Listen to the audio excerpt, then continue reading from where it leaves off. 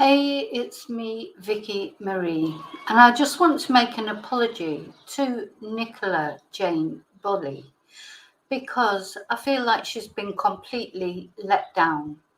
So I was thinking about this thing about the press, and I went into the search engine to look for, because apparently the Press Association are not taking any further action after complaints from Nicola's family, whoever Nicola's family was that complained, whether it was the whole family, whether it was Paul, whether it was Paul, Louise, Dot and Ernie, complaining. Do you remember about the press?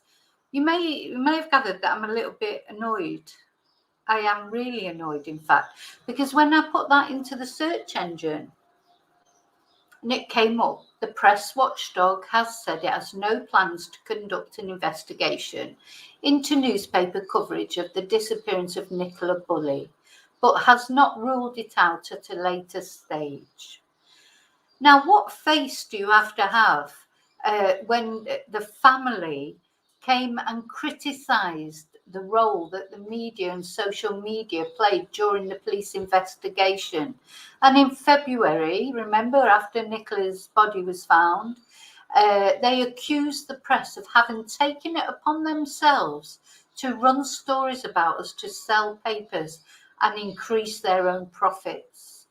And the more I think about that, the more angry it makes me, because the newspapers did not take it upon themselves. Certain people, part of the family, namely Paul and Emma, went out there, and Emma did 17 interviews where she thanked the press for their help.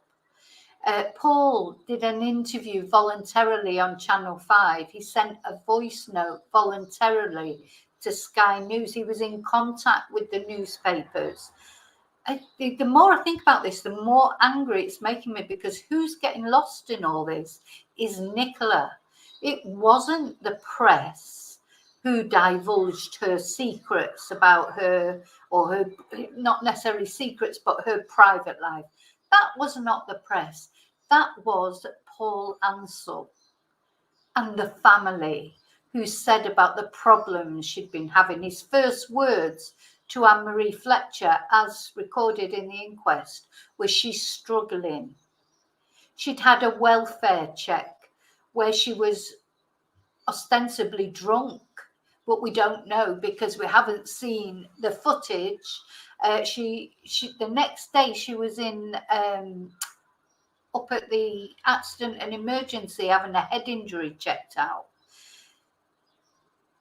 And then it turns out she's got these problems with depression, perimenopause, which turns out to be postmenopause, and alcohol, but it turns out there's no alcohol in her blood stream. What's going on here? What's going on here? So Charlotte Dewar, who's the chief executive of the Independent Press Standards Organisation, said the watchdog was considering the very sad case, but was not currently planning to launch an editorial standards investigation into some of the coverage. No, why should they? Paul Ansell released that information. The police released the information to the press. That's not the press making up stories. So that's the first bit. No further action. I agree with that. No further action. Then, of course, all the other things that came up, though, no further action. No action to be taken against Lancashire Police for totally ballsing up the investigation right from the start. They made a decision not to take action against an officer. They decided not to take action against the disclosure of her personal information. They decided not to take action against the officer who totally cocked up the welfare check and not put his webcam on. Apparently, if you believe that, you can't believe anything in this case. Andrew Snowden is just out on his social media drinking, going on holiday, doesn't give a shit. He never gave a shit about the whole thing. we know that his review that is going to come out in September will say no further action. No further action. So the force said the ICO had concluded its investigation and informed police it would not be taking any enforcement action. Conservative Police and Crime Commissioner for the county, Andrew Snowden, said the independent review, do you really think we are completely stupid? Conducted by the College of Police and into the force's handling of the case was underway. Findings and recommendations due to be published in the autumn. Ooh. So, announcing its conclusions on Tuesday, the ICO's Deputy Commissioner of Regulatory Policy, Emily Keeney, a woman. Too many women involved in this case that are just totally not supporting what has happened to a woman. This was an important piece of work around a high-profile case. We wanted to reassure the public there are rules in place to protect them. Do you feel protected? Do you? How personal information is used and shared. We wanted to be clear that while police can disclose information to protect the public and investigate crime, they would need to be able to demonstrate such disclosure was necessary and proportionate. And why was that disclosure necessary and proportionate? Somebody tell me, please. So, and then their decision not to take action against an officer who had contact with Miss Bulley before her disappearance. Lancashire Police said they attended her address in support of an ambulance deployment. So a woman's a bit drunk, apparently, and an ambulance is called. Have you ever called an ambulance because your friend or your sister was a little bit drunk? Why was the ambulance called? What was so bad that the ambulance was called? And we heard in the inquest, Nikki was slurring her words and saying she didn't know how this had happened. The next day, she was at the A&E checking out a head injury. The inquest showed she had bruises on her body. What? How are we supposed to feel safe again? Can somebody just tell me how we're supposed to feel safe? So the IOPC investigators focused on the actions of one officer and have now completed their investigation and found no misconduct or wrongdoing. No further action. So how do they know there was no wrongdoing if there was no webcam? What is the... Nicola has no voice now to speak out for herself. I really feel like something awful has... I really feel like Nicola has been let down by the police,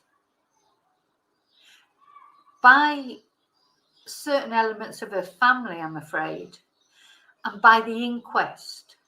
So the inquest has resolved nothing, none of the doubts about the timeline. Somebody wrote to me from Australia to say to me, I thought Miss Chester said she saw Penny at 9:15.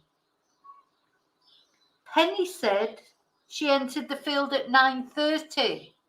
So how did she see Penny? Because Mrs. Chester, she left at 9:18. That was on the CCTV. The timeline is a load of rubbish. Still, even after the inquest. So many unanswered questions. The man in black, the screams, all of it.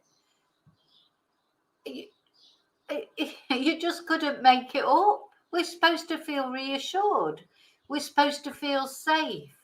I know from the emails I've had from people who live in that area, they don't feel safe. If I had a daughter or I lived in that area or I had any female relative or any male relative, because there's too many questions. It's obvious Nikki did not fall in that water by accident. It is so obvious. Even her neighbour. Now, I've done a video on a few things, but at the moment it's only released to members because I've been very conscious. I don't want to upset the family, but I feel like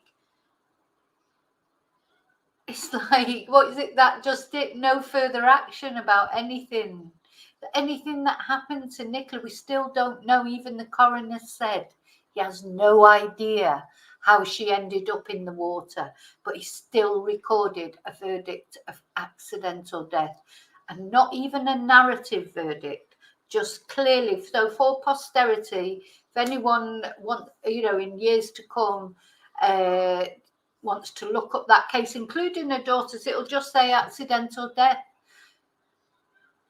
Well, I'd want to know what happened to my mother.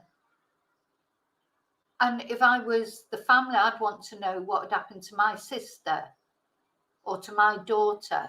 I don't understand this. So let's take the accidental death verdict and be happy with it. How can you be too many? Why don't they want to know? Maybe they know something more.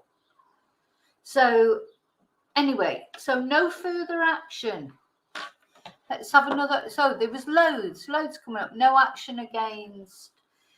Police will not face action over release of details about missing woman's private life. Police who searched for missing Nicola Bulley then released the medical information have been cleared by one investigation, but face another one. I bet they're quaking in their boots, aren't they? They've got this great big investigation by Mr. Snowden, who's already decided what the result is before it even comes to it. Nobody has got any faith in any of it. No action, no enforcement action, no action, no action, no further action. Thank you very much. No further action. Well, there should be further action. There should be further investigations. There should be further clarifications. And I'm telling you, if that was my family, I would want those clarifications, unless there's something that none of us know. And to start accusing the press and social media or anyone who were all asked to help at the beginning, and to insinuate that they don't care. They don't care. Of course they care. Of course we care about Nicola. Sometimes I think, why? It's like it's only social media that want, or that want to find out what really happened.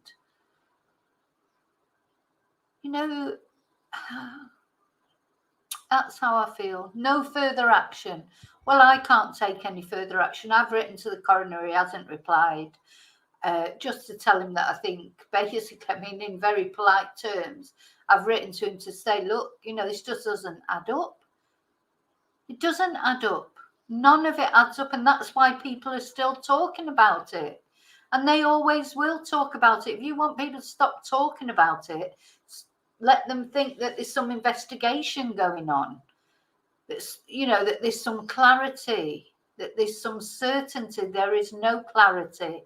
There is no certainty, and no further action about anything. No further action. So there you go. What we're going to do. I know what I'm going to do. I'm just going to carry on looking at things that I think are significant and questioning things that I think are significant. That's what I'm going to do. No further action.